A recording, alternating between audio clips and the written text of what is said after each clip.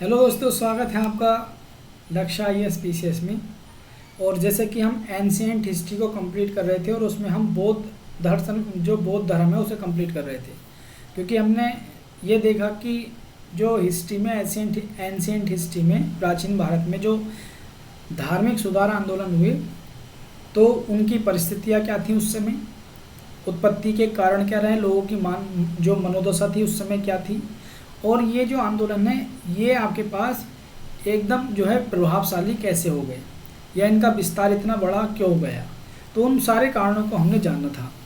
तो लेक्चर 1 और 2 लेक्चर हो चुके हैं बौद्ध धर्म के, और उसमें हमने बौद्ध धर्म से संबंधित जो क्रियाकलाप हैं, बौद्ध संघ है, संघ के अंदर जो आपके पास समारोह होते हैं उन्हें भी पढ़ा, बौद्ध धर्म के विभिन्न सिद्धांतों को पढ़ा, और बौद्ध ने जो आपके पास 4 आर्य सत्य बताए, संसार को दुख में बताया, और इस जीवन से दुखों को जो ख़त्म करने के अष्टांगिक मार्ग हैं उन सब के बारे में हमने पढ़ा, और प्रमुख बौद्ध जो ग्रंथ हैं उनके बारे में पढ़ा।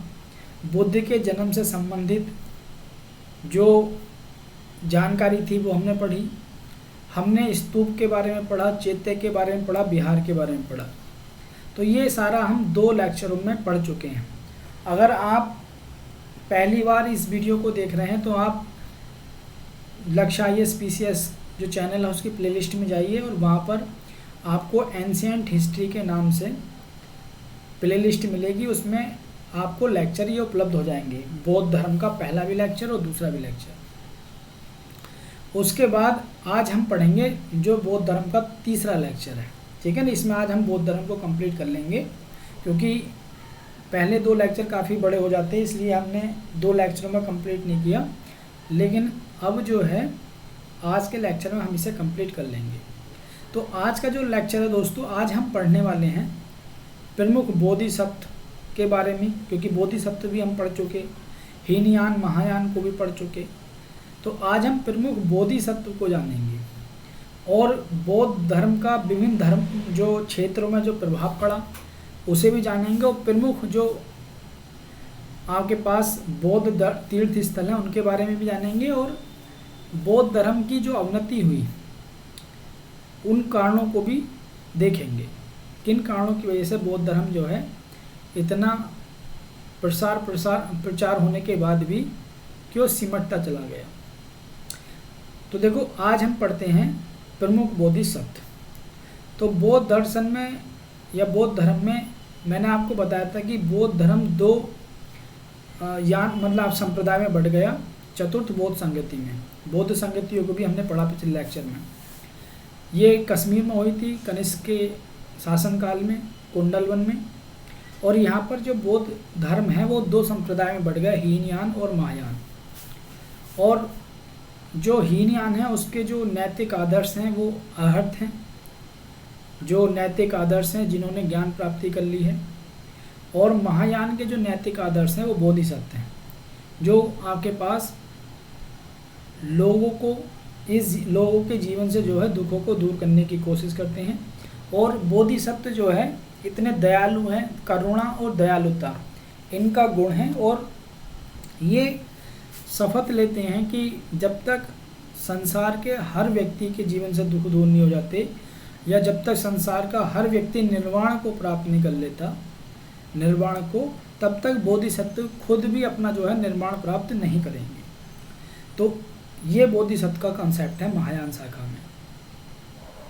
आज जो हम पढ़ेंगे वो प्रमुख बोधिसत्व में अवलोकितेश्वर, ये जो मुख्य बोधिसत्व हैं बौद्ध धर्म में, उनके बारे में जानेंगे। तो पहले आपके पास है अवलोकितेश्वर, ठीक है नहीं, अवलोकितेश्वर ये आपके पास सबसे महत्वपूर्ण बोधिसत्व हैं, और इनका जो गुण है वो करुणा है। क्या है इनका गुण? करुणा, ठीक है नहीं। और संसार में ये मान के चलते हैं कि जब तक इनके मन में बहुत दयालुता है लोगों के प्रति, और ये मानते हैं कि जब तक व्यक्ति के जीवन से मैं दुखों को दूर नहीं कर देता, तब तक मैं अपना खुद का भी निर्माण प्राप्त नहीं करूँगा। ये इन्हीं का कथन है जो ये बोधिसत्व हैं, ठीक है नहीं। और ये संसार में व्यक्तियों के जीवन से दुखों को दूर करने की कोशिश करते हैं, ठीक है। ये प्रमुख बोधिसत्व हैं। उसके बाद जो सेकंड नंबर के बोधिसत्व आते हैं, ज़्यादा हम नहीं पढ़ रहे बोधिसत्व के बारे में, मेन मुख्य जो बात है वही पढ़ रहे हैं। थोड़ा सा याद रहे कि हाँ, जो अवलोकितेश्वर बोधिसत्व थे उनका जो गुण था वो क्या था, करुणा था, और उन्होंने क्या कहा, थोड़ा सा ये जानकारी के लिए। एक अन्य बोधिसत्व हैं ब्रजपाणि, ठीक है नहीं। और इनका नाम ही ब्रजपाणि इसलिए पड़ा है क्योंकि ये ब्रज धारण करने वाले हैं, ठीक है नहीं। और इन्हें बुद्ध से संबंधित जो है अवतार माना जाता है, भगवान बुद्ध का इन्हें अवतार माना जाता है, ब्रजपाणि को। और तीसरे जो मुख्य आपके पास बोधिसत्व हैं वो है मैत्रेय। मैत्रेय जो है भविष्य के बोधिसत्व हैं, और ये कहा जाता है कि भगवान बुद्ध का भविष्य में अवतार होगा तो मैत्रेय के रूप में होगा, ठीक है नहीं। और कुछ लोग इन्हें जो है सबसे पहला बोधिसत्व भी मानते हैं, ठीक है। उसके बाद एक मैत्रेय क्या होता है सर? नाम है बोधिसत्व का, ठीक है नहीं, नाम है नाम। एक है आपके पास मंजूश्री, ये आपके पास बोधिसत्व जो है बौद्ध धर्म में प्रजा से संबंधित थे और महायान शाखा से ये संबंधित है। एक मंजूश्री भी बोधिसत्व हुए हैं। हम मतलब एक थोड़ा सा जानने की कोशिश कर रहे हैं क्योंकि अभी तक जो है क्वेश्चन इस टाइप से बना नहीं है बोधिसत्व पर स्पेशल तरीके से, क्योंकि बस थोड़ा जो बोधिसत्व के बारे में उनके जो भी करुणा का भाव है या जो बौद्ध सिद्धांत हैं उसमें बोधिसत्व का रोल क्या है महायान शाखा में, उन पर थोड़ी बात बताई गई है या पूछ ली गई है, वो हमने आपको बताया भी है, ठीक है नहीं। तो मंजूश्री भी एक बोधिसत्व हैं जो महायान शाखा से संबंधित हैं, ठीक है। क्योंकि बोधिसत्व का जो कंसेप्ट है वो महायान शाखा का है, क्योंकि महायान शाखा में लोग भगवान बुद्ध को ईश्वर के रूप में पूजने लगे, मूर्ति पूजा का जो है प्रचलन यहाँ पर हो गया। अब यूपीएससी का जो कोर एरिया है क्वेश्चन बनाने का, वो आपके पास है बौद्ध धर्म का जो प्रभाव विभिन्न क्षेत्रों में क्या क्या प्रभाव पड़ा, यानी कि इतना बड़ा धर्म और इतना प्रचार प्रसार, तो इस धर्म ने क्योंकि ब्राह्मण धर्म के खिलाफ ये खड़ा हुआ था तो किस किस क्षेत्र को प्रभावित किया, ये चीज़ें महत्वपूर्ण हो जाती हैं यूपीएससी के हिसाब से। जैसे आपके पास आर्थिक क्षेत्र में, ठीक है नहीं, आर्थिक क्षेत्र में क्या प्रभाव पड़ता है, क्योंकि लोहे का प्रयोग आपके पास शुरू हो चुका था और जो ब्राह्मण धर्म था वो कर्मकांडीय व्यवस्था उसमें आपके पास काफ़ी बढ़ चुकी थी और पशु बलि का जो है प्रावधान हुआ कर्मकांड में हो चुका था। लेकिन बौद्ध दर्शन में या बौद्ध धर्म में अहिंसा को वरीयता दी गई है, तो मतलब किसी प्रकार की बलि वगैरह की वरीयता, मतलब आपके पास का विरोध किया गया है बलि वगैरह का या कर्मकांडीय व्यवस्था का। और उस समय लोग कृषि आपके पास में ज़्यादा संलग्न है तो पशुओं को भी कृषि में लगा रहे हैं, ठीक है नहीं। तो लोहे के उपयोग से जब कृषि में वृद्धि हुई और व्यापार वाणिज्य में वृद्धि हुई तो उससे क्या हुआ, न केवल किसान में के पास अधिशेष अन्न है बल्कि व्यापारियों के पास भी जो है संचित धन का अवसर है, यानी कि व्यापारी भी अपने व्यापार के माध्यम से समाज में उनकी भी स्थिति जो है मजबूत हो रही है। लिहाजा बौद्ध धर्म के जो प्रचार प्रसार है, ठीक है नहीं, उसने आपके पास जो आम लोग थे, जो कृषक थे, जो कृषि कार्यों में संलग्न थे, उन्हें जोड़ने का काम किया, क्योंकि बौद्ध धर्म ने जाति प्रथा को भी विरोध किया और पशु बलि इन सब की निंदा की। लिहाजा कृषि में पशुओं का प्रयोग हुआ तो किसानों का भी बौद्ध धर्म की ओर ध्यान गया और व्यापार वाणिज्य जब बढ़ा, क्योंकि कृषि उत्पादकता हुई लोहे के प्रयोग से, तो व्यापार वाणिज्य बढ़ा, तो वैश्य वर्ग जो था उसकी भी स्थिति मजबूत हुई। तो लिहाजा आपके पास वैश्यों ने भी बौद्ध धर्म को सपोर्ट किया। लेकिन बौद्ध धर्म में आपके पास बौद्ध धर्म के प्रचार प्रसार से धन संचित न करने पर बल देने से धन लोलुपता में कमी आई, यानी कि बौद्ध धर्म में वो सारी चीज़ें थी कि वैश्य भी मजबूत स्थिति में थे, लेकिन बौद्ध धर्म में आपके पास धन न इकट्ठे करने को भी एक जो है अपनी शिक्षा के रूप में बुद्ध ने बताया कि व्यक्ति को धन इकट्ठा नहीं करना चाहिए, क्योंकि जब व्यक्ति धन इकट्ठा करने की सोचता है तो धन इकट्ठा करने के क्रम में वो ऐसे नैतिक और अनैतिक कर्म करता है जिससे जो है उसका जो विकास है वो अवरुद्ध हो जाता है, ठीक है नहीं। और वो चूँकि बुद्ध ने ये बताया कि मनुष्य अज्ञान के कारण, बुद्ध ने ये बताया कि मनुष्य जो दुख हैं जीवन में मनुष्य के, वो अज्ञान के कारण है।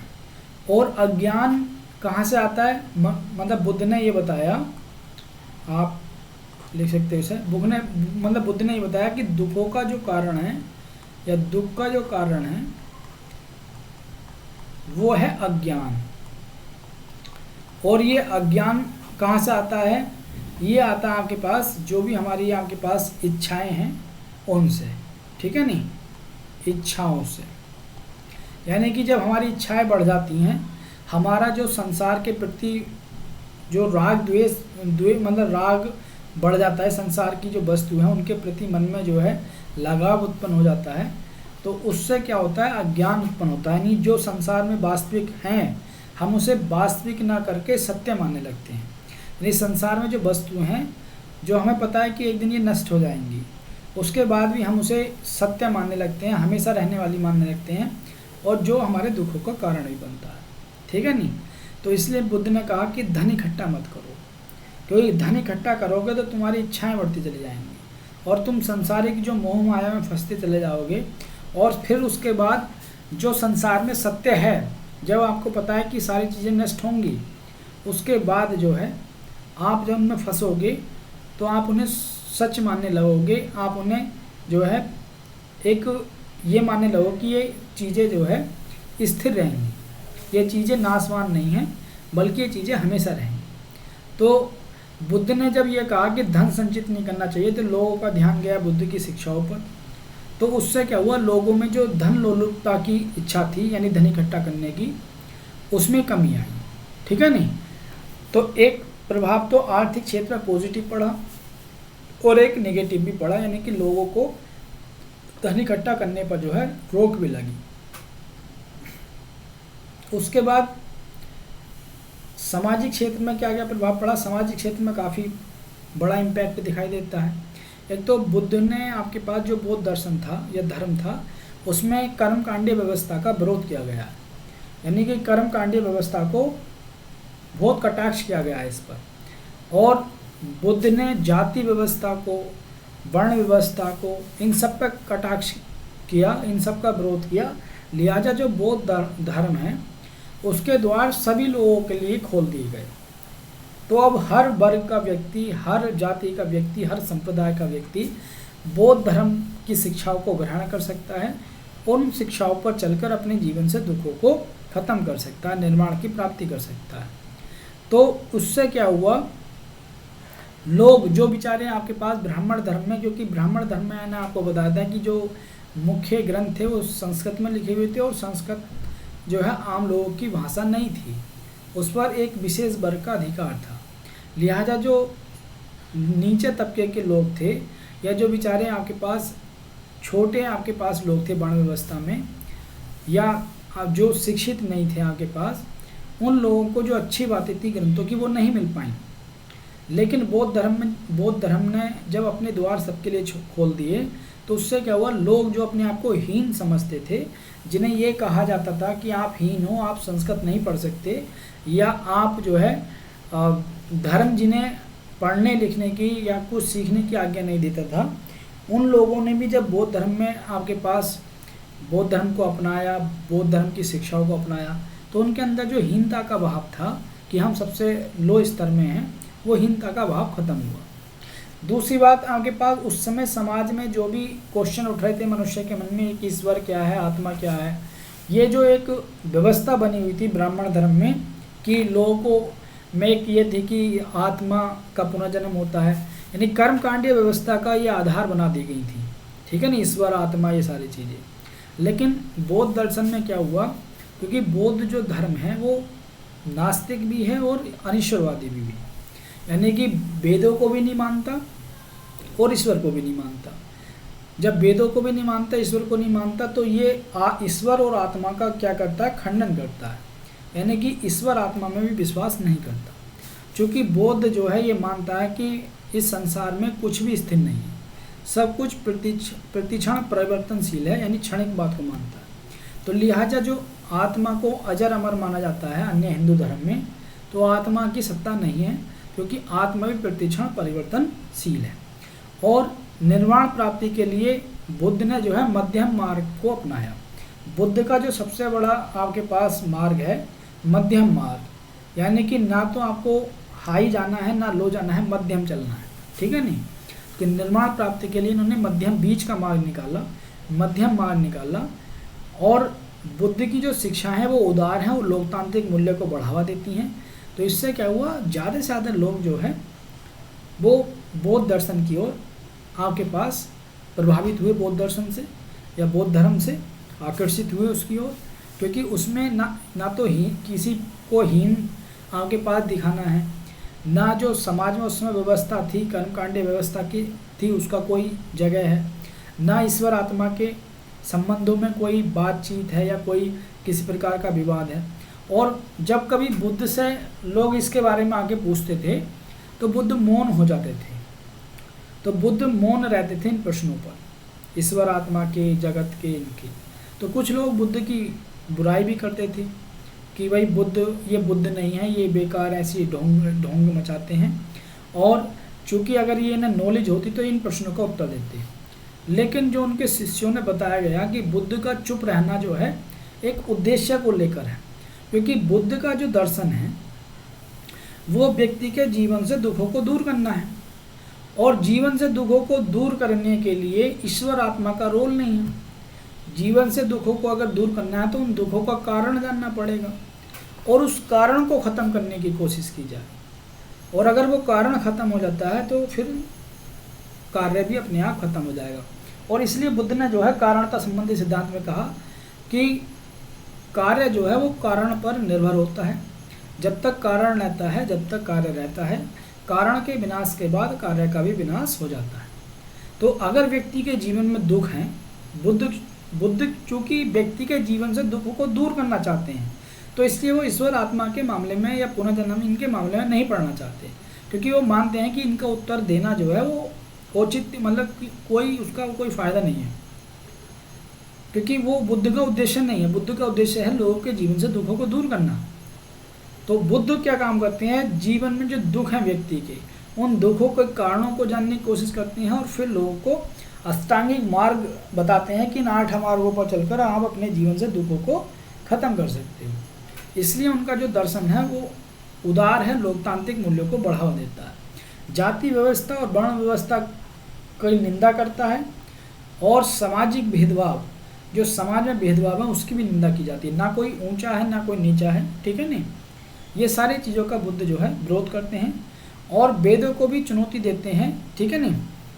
जब बुद्ध वेदों को चुनौती देते हैं तो फिर उन तार्क जो लॉजिकल बातें हैं उसी को वो जो है बल मिलता है। यानी कि बुद्ध वेदों को भी नहीं मानते, नास्तिक हैं। बुद्ध ईश्वर को भी नहीं मानते, अनिश्वरवादी हैं। तो बुद्ध ये कहते हैं कि हमें वेदों में पढ़ना ही नहीं है, हम तो व्यक्ति के जीवन से दुखों को दूर करना चाहते हैं, और दुखों को दूर करने के लिए उसके कारणों को जानना पड़ेगा। कारणों को अगर ख़त्म कर दिया जाएगा तो जीवन से दुख दूर हो जाएंगे। तो इसमें ईश्वर आत्मा का कोई महत्व ही नहीं है, ठीक है नहीं। और जो वेद में बातें कही गई हैं, जो वर्ण व्यवस्था है, सारी चीज़ों की बात है, हम उसे मानते ही नहीं।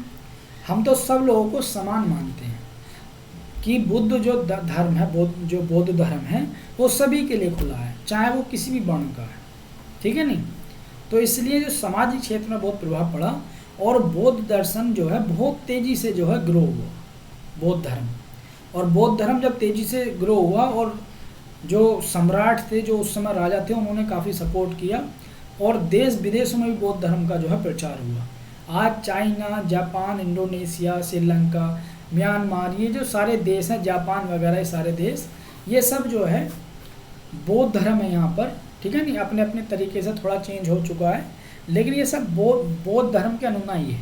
यानी कि इन क्षेत्रों में सब बौद्ध धर्म जो है वो जा चुका है। अब लगा लीजिए आप पूरा मतलब भारत में और फिर ये सारी चीज़ें। नॉर्थ वाला जो एरिया था यहाँ पर आर्य संस्कृति थी, ठीक है नहीं।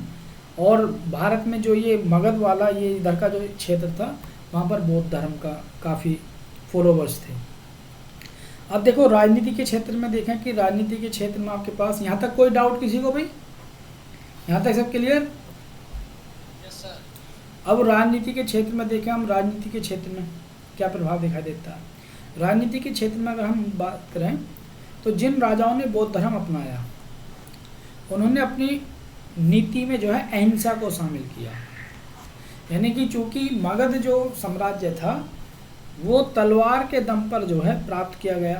भाई अजातशत्रु ने, ठीक है नहीं, अपने पिता की हत्या की, अजातशत्रु को उसके पुत्र ने मारा उद्दीन ने। इसी टाइप से जो महत्वपूर्ण मौत जो मगध राजा हुआ फेमस अशोक सम्राट, अशोक ने जो है अपने 99, ऐसा कहा जाता है 99 भाइयों की हत्या करने के बाद वो सिंहासन पर बैठा। कलिंग युद्ध अशोक ने लड़ा, उसमें कम से कम 1 लाख लोग मारे गए। तो कहीं ना कहीं जो आपके पास राजा हुए मगध के, तो वहाँ पर कहीं ना कहीं संघर्ष की एक स्थिति दिखाई दे रही होती है। लेकिन जैसे ही बौद्ध धर्म ग्रो करता है और बौद्ध धर्म को राजा भी सपोर्ट करते हैं तरह अलग अलग देशों के, तो उनकी नीतियों में भी फिर वो बौद्ध धर्म दिखाई देता है।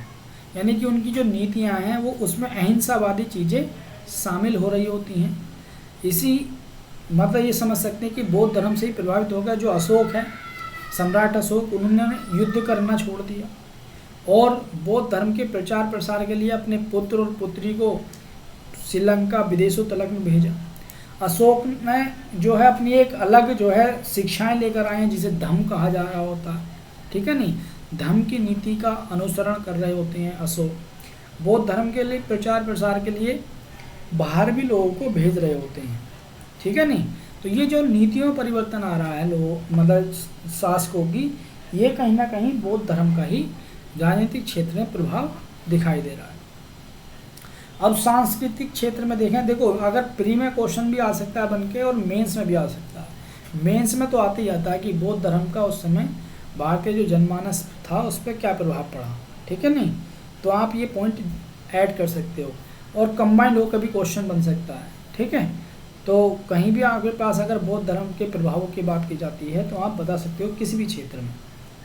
सांस्कृतिक क्षेत्र की अगर मैं बात करूं तो जो प्राचीन भारत था वहाँ जो कला आपके पास डेवलप हुई थी, आर्ट्स जो डेवलप हुई थी, उसमें भी बौद्ध धर्म का जो है प्रभाव दिखाई दे रहा होता है। हम देखते हैं कि बौद्ध धर्म से संबंधित बहुत मतलब गुफाएं मिली है, जनता गुफा, लोरा गुफा, वहाँ पर भी बुद्ध के जीवन से संबंधित विभिन्न कथाएं लिखी हुई हैं, ठीक है नहीं। और जो बुद्धकालीन चित्रकारी है, बुद्धकालीन जो भी आपके पास मतलब चित्रकार हैं या जो भी पत्थरों पर लिखा हुआ है, वो सारी चीज़ें दिखाई दे रही होती हैं। तो भारत की जो प्राचीन कला है वो कहीं ना कहीं बौद्ध धर्म का उस पर भी प्रभाव पड़ा। जो बौद्ध धर्म के उपासक थे, ठीक है नहीं, उनके द्वारा बुद्ध के जीवन से संबंधित जो घटनाएं हैं उन्हें पत्थरों पर उकेरा गया। जैसे मैंने आपको बताया अजंता की गुफाओं में बुद्ध के जीवन की जो घटनाएं हैं मतलब बुद्ध के पूर्व जीवन की, जिन्हें जातक कथाएं बोला जाता है, उनसे संबंधित बातों को जो है पत्थर पर उकेरा गया। और चैत्य का आपके पास डेवलपमेंट हुआ, जो बौद्ध मंदिर हैं, बिहारों का डेवलपमेंट हुआ बौद्ध भिक्षु के रहने के लिए, ठीक है नहीं। और स्तूपों का डेवलपमेंट हुआ, बुद्ध के जो अस्थि थी, ठीक है नहीं, उन्हें रखते हुए स्तूप का निर्माण किया गया। या फिर जो महत्वपूर्ण तीर्थ स्थल थे वहाँ भी स्तूप बना दिया गया। 4 अलग अलग प्रकार के स्तूपों को हमने पिछले लेक्चर में पढ़ा था। सांची का स्तूप काफ़ी फेमस है, भरतहुत का स्तूप काफ़ी फेमस है, दोनों ये मध्य प्रदेश में हैं। सारनाथ का स्तूप जो है काफ़ी फेमस है। तो ये एक स्ट्रक्चर भी दिखाई दे रहा होता है सांस्कृतिक रूप से, ठीक है नहीं। और तक्षशिला में तक्षशिला है, बौद्ध धर्म से संबंधित विश्वविद्यालय। नालंदा विश्वविद्यालय है बिहार में, तक्षशिला पाकिस्तान में है, विक्रमशिला विश्वविद्यालय है। ये आवासीय विश्वविद्यालय थे। आवासीय का मतलब हॉस्टल था। यहाँ पर देश विदेशों के जो है लोग आकर बौद्ध धर्म की जो है शिक्षा ग्रहण करते थे। और ये कहा जाता है कि नालंदा विश्वविद्यालय में तो कम से कम 10,000 स्टूडेंट के रहने की व्यवस्था थी और काफ़ी मतलब हज़ारों में जो है टीचर थे वहाँ पर, ठीक है। तो ये आवासीय विश्वविद्यालय यानी कि देश विदेश से लोग आकर जो है भारत में बौद्ध धर्म की शिक्षा लेते थे, ठीक है नहीं, यहाँ पढ़ने के लिए आते थे। और बौद्ध जो नालंदा विश्वविद्यालय उसे 200 गांवों का लगभग राजस्व दे दिया गया चलाने के लिए। अब तुम लगा लीजिए कितना मतलब व्यवस्था होगी, 10,000 बच्चा आकर पढ़ रहा है, 3 से 4 हज़ार मतलब और ज़्यादा टीचर हैं वहाँ पर, तो कितना बड़ा विश्वविद्यालय होगा, ठीक है नहीं। बौद्ध धर्म की शिक्षाओं, जो बौद्ध धर्म की शिक्षाएं हैं वो एक सिंपल, ओपन विद्यालय नहीं है सर जी। क्या नालंदा विश्वविद्यालय ओपन विद्यालय नहीं है सर। हाँ नहीं, उस समय नालंदा था, अब तो मतलब मुझे लगता है चेंज है, ओपन यूनिवर्सिटी कर दी है या जो भी कर दिया, विश्वविद्यालय भी है अलग भी, ठीक है नहीं। तो बौद्ध जो दर्शन था या धर्म था उसकी जो शिक्षाएं थी वो सिंपल लैंग्वेज में पाली भाषा में लिखी हुई थी, ठीक है नहीं। तो अब पाली भाषा में जो बौद्ध शिक्षाएं लिखी हुई थी एवं जो स्थानीय भाषाओं का विकास, उससे क्या हुआ, स्थानीय भाषाओं का भी विकास हुआ, ठीक है नहीं, कि बौद्ध धर्म की शिक्षाओं से पाली एवं स्थानीय जो अन्य भाषाएं थी उनका भी विकास हुआ, क्योंकि पाली भाषा में तो बौद्ध शिक्षाएं लिखी हुई हैं ज़्यादातर। और भारतीय संस्कृति, जो भारतीय चूँकि बौद्ध धर्म का विदेशों में भी प्रचार हुआ और विदेशों में जब प्रचार हुआ तो भारतीय संस्कृति का न केवल भारत में बल्कि पूरे एशिया में प्रचार हुआ। भारत की जो कल्चर थी, भारत में रहन सहन, भारत में जो स्थितियाँ थी, खान पीन, इन सारी चीज़ों का जो है जैसे जैसे बौद्ध धर्म बाहर के देशों में फैला तो भारत की कल्चर भी साथ साथ गई। लोग आपके पास भारत से गए पढ़कर, जो स्टूडेंट पढ़ना आते थे वो भारत में रहे, भारत से जैसे आपके पास हिन स्वांग है, ठीक है ना, ये लोग जिसे यात्रियों का राजकुमार कहा जाता है वो नालंदा विश्वविद्यालय में पढ़कर गया। ये लोग जो यहाँ से स्टूडेंट पढ़ गए उन्होंने भारत की कल्चर को जो है अपने अपने देशों में जाकर बताया, तो भारत की जो संस्कृति है उसका भी प्रचार प्रसार हुआ एशिया के देशों में, ठीक है। तो ये सारे क्षेत्र जो पर जो है प्रभाव दिखाई दे रहे होते हैं बौद्ध धर्म के, राजनीति में, सांस्कृतिक में, संस्कृति में, सामाजिक और आर्थिक, ये 4 प्रभाव महत्वपूर्ण हैं आपके पास।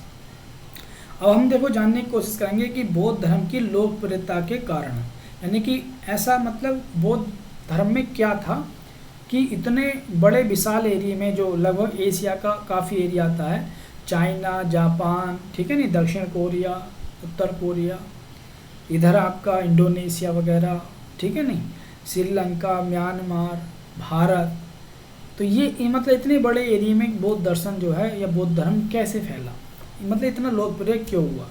तो कुछ महत्वपूर्ण कारण हैं जो बौद्ध दर्शन की लोकप्रियता को बताते हैं। जैसे आपके पास जो जटिल दार्शनिक वाद विवाद थे उनका न होना, यानी कि शुरुआती दौर में व्यक्ति व्यथित था, व्यक्ति के मन में यही विचार उठते रहते थे कि ईश्वर है या आत्मा है, ठीक है नहीं, जगत का निर्माण क्यों होता है, जगत की उत्पत्ति कौन करता है, कौन संघर्ष करता है, ये जो दार्शनिक वाद विवाद हैं यही उठते रहते थे।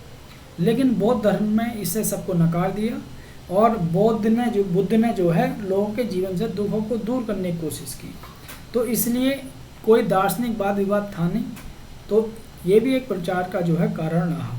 दूसरी बात, बौद्ध जो शिक्षाएं लिखी हुई थी वो लोक भाषा में, जैसे पाली भाषा वो ज़्यादातर लोगों की भाषा थी, उसमें ये उपदेश दिए गए, तो इससे क्या हुआ, बौद्ध की शिक्षाओं को जन सामान्य तक जो है पहुंचने में मदद मिली।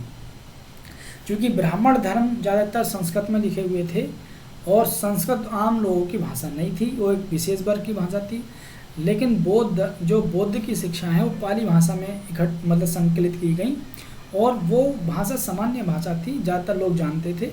उससे क्या हुआ, बुद्ध की जो शिक्षा है वो जन जन तक गई और ज़्यादा से ज़्यादा लोग जो है बौद्ध दर्शन के साथ जुड़ते चले गए। जो बौद्ध धर्म है उसे जो राज के संरक्षण प्राप्त, एक ये भी लोकप्रिय होने का कारण है क्योंकि बौद्ध धर्म को उस समय के जो मगध के ख्यातिपूर्ण राजा थे, प्रसिद्ध राजा थे, सम्राट अशोक, ठीक है नहीं, अजातशत्रु, तो इस टाइप के जो राजाओं ने जो है संरक्षण दिया। और भी आपके पास कौशल देश के राजा हैं, ठीक है नहीं, तो इन राजाओं ने जो संरक्षण दिया उससे ये भी आपके पास फ़ायदा हुआ कि बौद्ध धर्म जो है वो तेज़ी से लोकप्रिय हुआ। और अशोक ने तो बौद्ध धर्म के प्रचार प्रसार के लिए भारत से बाहर देशों में भी जो है अपने जो आपके पास प्रचारक हैं उन्हें भी भेजा, जिसमें उनके पुत्र और उनकी पुत्री भी शामिल थे। जो बौद्ध धर्म द्वारा वर्ण व्यवस्था का विरोध किया गया, उस समय जो समाज में सबसे बड़ी एक प्रकार की जातीय व्यवस्था या वर्ण व्यवस्था, एक आपके पास अंतर पैदा करने वाली चीज़ें थीं, लोगों में एक घृणा करने वाली चीज़ें थीं, ईर्ष्या बढ़ाने वाली, तो उस वर्ण व्यवस्था का विरोध किया और लोकतांत्रिक मूल्यों पर बल दिया। इससे क्या हुआ, समाज में बड़े जल्दी से लोग बौद्ध धर्म को एक्सेप्ट किया कि भाई ये धर्म बड़ा अच्छा है, ना जाति व्यवस्था पे आपके पास वो करता है, बल देता है, वर्ण व्यवस्था का विरोध करता है, जाति का विरोध करता है और लोकतांत्रिक मूल्यों का प्रचार करता है। तो ज़्यादा से ज़्यादा लोगों में से स्वीकृति प्राप्त हुई, लिहाजा इसके प्रचार प्रसार में मदद मिली। फिर बौद्ध धर्म के जो लचीलापन था, क्योंकि बुद्ध ने मतलब कोई अन्य धर्म का लोग हैं और उन्होंने बौद्ध धर्म में अगर अपनाया है, तो ऐसा नहीं किया बौद्ध धर्म ने ऐसा नहीं किया कि उसके अन्य धर्म की जो बातें थीं उसे नकार दिया, कि बौद्ध धर्म जो धर्म है उसमें अन्य धर्म की जो अच्छी बातें थी उन्हें भी शामिल कर लिया गया। तो लचीलापन जो है आपके पास इस धर्म के अंदर, और मध्यम मार्गी, यानी कि ना तो मतलब ये कहता है कि बौद्ध धर्म जो धर्म है कि आपको मध्यम मार्ग अपना चाहिए, बीच का रास्ता अपनाना चाहिए, ठीक है नहीं। और इस मध्यम मार्ग ने जो है लोगों को प्रभावित किया और लोग बौद्ध धर्म से जुड़ते चले गए, ठीक है। और बौद्ध संगीतियों का समय समय पर आयोजन हुआ, उसमें आपके पास बुद्ध के जो जीवन है या बुद्ध की जो शिक्षाएं हैं उनका प्रचार प्रसार हुआ, तो इसने भी लोगों को जोड़ने में मदद की, ठीक है। तो अब देखो, जब बौद्ध धर्म इतना लोकप्रिय हुआ, राजाओं का भी सपोर्ट मिला, इतना लोकतांत्रिक मूल्यों को बढ़ावा दिया, लचीलापन भी था, मध्यम मार्गी भी था और इतनी तेज़ी से फैला भी, ये बिल्कुल सही बात है। लेकिन हमने जैसे देखा कि जैसे से गुप्त काल आता है और ब्राह्मण धर्म को फिर वरीयता दी जाती है, उसके बाद से जो है या फिर भारत में सल्तनत काल आता है, तो उसके बाद से जो बौद्ध धर्म है वो आपके पास उसका तेज़ी से पतन भी हुआ, क्योंकि गुप्त काल में आकर आपके पास या सातवाहन वंश आता है, तो इन लोगों ने ब्राह्मण धर्म को आगे बढ़ाया, लिहाजा उससे क्या हुआ, जो बौद्ध धर्म था वो पीछे की ओर चलता चला गया। और रही सही कसर जो है सल्तनत काल में या बाद का जो मुग़ल काल रहा, जो मिडिवल हिस्ट्री रही, उसमें जो आपके पास मतलब बौद्ध दर्शन के जो भी तीर्थ स्थान थे या जो भी बौद्ध दर्शन से संबंधित स्थल थे उन्हें जो है नष्ट किया गया, तो उसने बौद्ध दर्शन के या बौद्ध धर्म के पतन में और तेज़ी से भूमिका निभाई। आज बौद्ध धर्म जो है भारत में आज भी है, लेकिन अल्पसंख्यक में ये आते हैं, यानी कि अब बौद्ध धर्म को मानने वाले इतने लोग हैं जो अल्पसंख्यक हैं, ठीक है, जहाँ पूरे भारत में इसका इतना बोलबाला था, ठीक। अब हम जानने की कोशिश करेंगे कि ऐसे मतलब क्या कारण रहे कि अब बौद्ध धर्म जो है वो पतन हो गया उसका एकदम तेज़ी से, जितना तेज़ी से उठा उतना तेज़ी से पतन हो गया।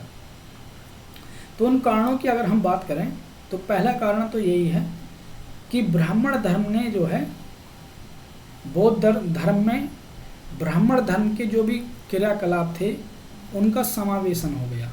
धीरे धीरे बौद्ध धर्म में की जो महायान शाखा है उसमें बुद्ध को अवतार के रूप में मानने लगे, मूर्ति पूजा का प्रचलन शुरू हो गया, धीरे धीरे थोड़ी थोड़ी कर्मकांडीय व्यवस्था भी आने लगी, यानी कि जो ब्राह्मणवादी जो क्रियाकलाप थे ब्राह्मण धर्म में वो फिर बौद्ध धर्म में भी आने लगे, ठीक है नहीं। और भगवान बुद्ध को जो है विष्णु का अवतार माने जाने लगा, और विष्णु का अवतार जब ये मानकर जो है वैष्णव धर्म में समाहित करने से बौद्ध धर्म का पतन हुआ। यानी कि बुद्ध को, अब देखो दो प्रकार हैं, जो ब्राह्मण धर्म था या वैष्णव धर्म, अब ये मान लो बुद्ध इन्होंने क्या काम किया, बता दिया कि बुद्ध जो है वो भगवान विष्णु के ही अवतार हैं। और जब इन्होंने ये कहना शुरू कर दिया कि बुद्ध भगवान विष्णु के अवतार हैं, तो ये बौद्ध दर्शन जो है धीरे धीरे किसमें समाहित होने लगा, वैष्णव धर्म में, यानी कि ब्राह्मण धर्म में। लोग जो बुद्ध को मानने फिर भगवान के रूप में मानने, जब भगवान के रूप में मानना है तो बुद्ध के साथ साथ वो अन्य भगवानों को भी मानना है हिंदू धर्म के, यानी कि वैष्णव धर्म के, ठीक है नहीं, या ब्राह्मण धर्म के अन्य भगवानों को भी मानना है। तो उससे क्या हुआ, ये बुद्ध की जो शिक्षाएं थी या जो शिक्षाएं इसे ब्राह्मण धर्म से अलग करती थी वो शिक्षाएं खत्म हो गई और बौद्ध धर्म का जो है समावेशन किस में हो गया, ब्राह्मण धर्म में, ठीक है नहीं। जो बौद्ध धर्म था उसमें कर्मकांडीय व्यवस्था जब आपके पास उस स्तर पर पहुँच गई कि लोगों का भी इससे मोह भंग होने लगा और ज़्यादातर चीज़ें ब्राह्मण धर्म की इसमें आ गई, तो लोगों ने फिर ब्राह्मण धर्म ही अपना लिया और बौद्ध धर्म से जो है मोह भंग हो गया। बौद्ध भिक्षुओं के प्रभाव में भी कमी आई। जो मठ थे, संघ थे, उसमें भ्रष्टाचार, कुरीतियाँ, महिलाओं का प्रवेश हुआ, तो ऐसी ऐसी घटनाएं भी मठों में हो रही हैं जो उस समय संघ के लिए अच्छी नहीं है, ठीक है नहीं। भ्रष्टाचार आपके पास ज़्यादा हो गया। संघ जो मठ थे उनके पास बहुत बड़ी मात्रा में पैसा आने लगा, जिससे और ज़्यादा भ्रष्टाचार को बढ़ावा मिला। तो ये सारी चीज़ें जो हो रही हैं, फिर बौद्ध भिक्षु का जो प्रभाव पहले रहता था अब वो प्रभाव में भी कमी आ गई। अब लोग उन पर इतना ट्रस्ट नहीं करते, ठीक है नहीं। जैसे आज हम देखते हैं कि कुछ साधु लोगों ने इस टाइप के काम करके अन्य साधु लोगों के भी प्रभाव को कम कर दिया। अब हम कोई भी संत होता है 4 बार सोचते हैं उसके बारे में, तब जाके कहीं उससे उसके पास जाने की कोशिश करते हैं या मिलने की कोशिश करते हैं या कुछ देने की कोशिश करते हैं।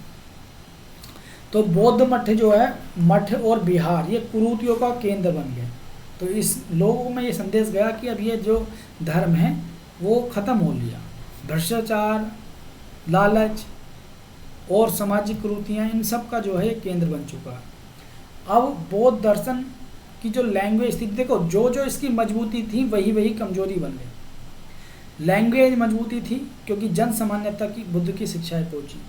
अब बौद्ध जो बाद वाले जो बौद्ध हुए उन्होंने आपके पास पाली भाषा को छोड़ दिया और संस्कृत भाषा को अपना लिया, क्योंकि संस्कृत भाषा थी ब्राह्मण धर्म की।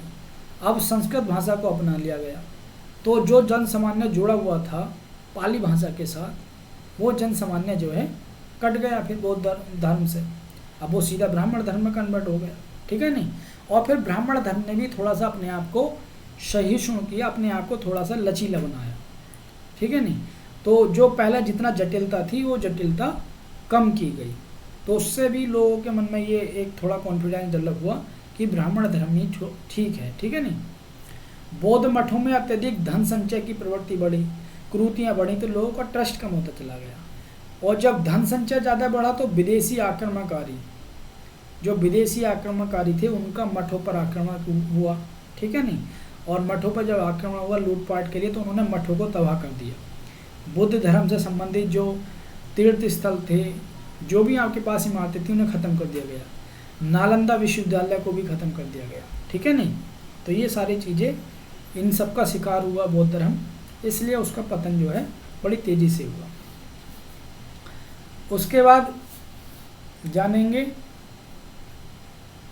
फिर राष्ट्रीय संरक्षण का भी अंत हो गया। बाद के जो शासक आए गुप्त काल के, सातवाहन वंश के और अन्य जो ब्राह्मण शासक आए, उन्होंने ब्राह्मण धर्म को आगे बढ़ाने का काम किया, ना कि बौद्ध धर्म को। जैसे पहले मगध के राजा बौद्ध धर्म को संरक्षण देते थे, वो फिर ब्राह्मण धर्म को ही संरक्षण मिला। और फिर बौद्ध धर्म का शैव मत था, जो शिव को मानने वाला मत था, उससे भी क्लेश हो गया। और उड़ीसा में जो कलिंग का राजा था आपके पास शशांक, उसने जो है जो बिहार में बोधि वृक्ष था उसे कटवा दिया। तो जो बोधि वृक्ष के प्रति लोगों की आस्था थी वो खत्म हो गई, ठीक है नहीं।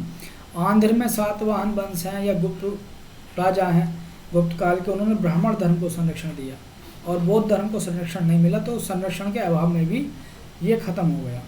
फिर शैव मत से टकराव हुआ, तो जो शैव राजा था शासक शशांक उड़ीसा पर राज करता था। ये उड़ीसा में ऊपर ओडिशा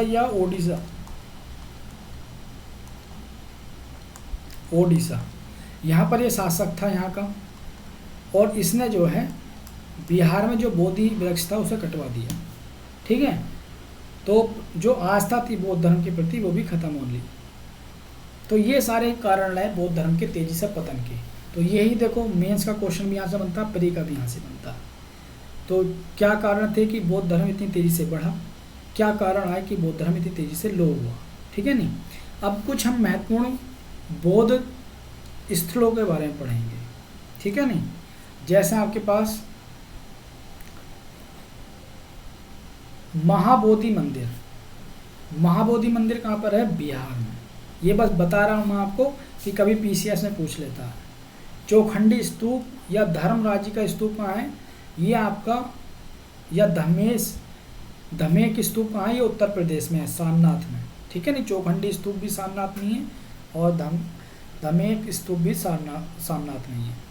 सांची का स्तूप जो है आपके पास, ये मध्य प्रदेश में है, और भरतहुत का स्तूप भी मध्य प्रदेश में है। अजंता की गुफाएं जहाँ पर जातक कथाएं लिखी हुई हैं, ठीक है नहीं, ये भी आप औरंगाबाद में है, महाराष्ट्र में। एलोरा की गुफाएं भी जो बौद्ध धर्म से भी संबंधित हैं, अजंता की गुफा भी बौद्ध धर्म से संबंधित हैं, ये भी औरंगाबाद में है। अमरावती का स्तूप जो बौद्ध धर्म से संबंधित है, ये आंध्र प्रदेश में है। और काले की जो बौद्ध गुफाएं हैं, काले जो है एक चैत्य है, यहाँ पर जो बौद्ध गुफाएं हैं ये भी महाराष्ट्र में आपकी। बाघ की जो गुफाएं हैं जहाँ बौद्ध धर्म से संबंधित हैं, ये भी मध्य प्रदेश में है। और बराबर की जो गुफाएं हैं वो बिहार में है। नामडोलिंग और नियंग मापा एक मानिस्ट्री, ये जो बौद्ध धर्म से संबंधित है, ये कहाँ पर है स्थान? ये कर्नाटक में है, ठीक है नहीं। और बुद्ध की जो पहली मूर्ति है ये मथुरा कला में है, ये आपके यूपी में है, ठीक है नहीं, मथुरा में। और बुद्ध की सबसे ज़्यादा मूर्तियाँ कहाँ से मिली हैं? गंधार शैली से। और गंधार शैली के लिए प्रसिद्ध क्या रहा? मथुरा, ठीक है नहीं। मथुरा या अफगानिस्तान का जो क्षेत्र है वो, लेकिन गंधार शैली के लिए मथुरा ज़्यादा प्रसिद्ध रहा, ठीक है। तो ये आपको याद रखना है। तो देखो ये हमारा कंप्लीट हुआ। बौद्ध धर्म को हमने महत्वपूर्ण स्थलों के बारे में थोड़ी सी जानकारी कर ली, कभी कभी पीसीएस में पूछ लेता है। जो बौद्ध दर्शन है उसके पतन के कारण क्या रहे, और उसकी ऊंचाइयों मतलब प्रचार प्रसार कैसे बढ़ा एकदम, वो सारी चीज़ें हमने पढ़ी। प्रमुख जो कुछ बोधिसत्व उनके बारे में थोड़ा सा पढ़ा, और सामाजिक आर्थिक राजनीतिक क्षेत्र में बौद्ध धर्म के प्रभाव को पढ़ा, ठीक है नहीं। तो ये आज अपना बौद्ध धर्म जो है वो 3 लेक्चरों में कंप्लीट हुआ। और मैंने कोशिश की आपको हर पॉइंट बताने की कोशिश की है, क्योंकि हम जो पढ़ रहे हैं एंशिएंट हिस्ट्री हमारा प्री में आता है, और कुछ पार्ट जो है यहाँ का जब जो कल्चर से संबंधित है वो हम कल्चर में भी पढ़ेंगे। कल्चर में हम इसे जो कल्चर वाला पार्ट है उसे और डीपली पढ़ेंगे, लेकिन जो अपना एंशिएंट हिस्ट्री का पार्ट है उसके हिसाब से मैंने काफ़ी कोशिश की आपको डीपली पढ़ाने की। प्री के क्वेश्चन आपको बन जाए आराम से, मेंस के भी जो प्रभाव वाले क्वेश्चन है वहाँ मेंस में भी बन सकते हैं। तो यहाँ तक अपना कंप्लीट हुआ। आई होप आपको ये वीडियो अच्छा लगेगा, और अगर आपको वीडियो अच्छा लगता है तो दोस्तों इस वीडियो को लाइक और शेयर करें और चैनल को सब्सक्राइब करें। और देखो नॉलेज है, आप किसी को अगर शेयर करोगे तो अगर कोई पढ़ने वाला व्यक्ति होगा उसे नॉलेज मिलेगी, तो कोई बुराई नहीं है। वो कहते हैं कि ज्ञान बांटने से बढ़ता है, ठीक है नहीं। तो आप कर सकते हैं शेयर, इसे आपकी इच्छा है, ठीक है। और चैनल को सब्सक्राइब कीजिए। अब हम जो नेक्स्ट अपनी क्लास होगी वो जैन दर्शन के बारे में होगी, ठीक है ना, जैन धर्म के बारे में पढ़ेंगे हम। और वहीं पर फिर जैन धर्म को पढ़ते हुए हम बौद्ध धर्म और जैन धर्म में क्या डिफरेंस थे, क्या समानताएं थी, उनके बारे में भी चर्चा करेंगे, ठीक है। मिलते हैं फिर अपने नेक्स्ट वीडियो में जैन धर्म के साथ, ठीक है। तब तक के लिए आप इन 3 वीडियो को पढ़िए और अच्छे से याद करिए, और फिर अगले वीडियो में हम जैन धर्म के अंदर प्रवेश कर जाएंगे, ठीक है। फिर मिलते हैं।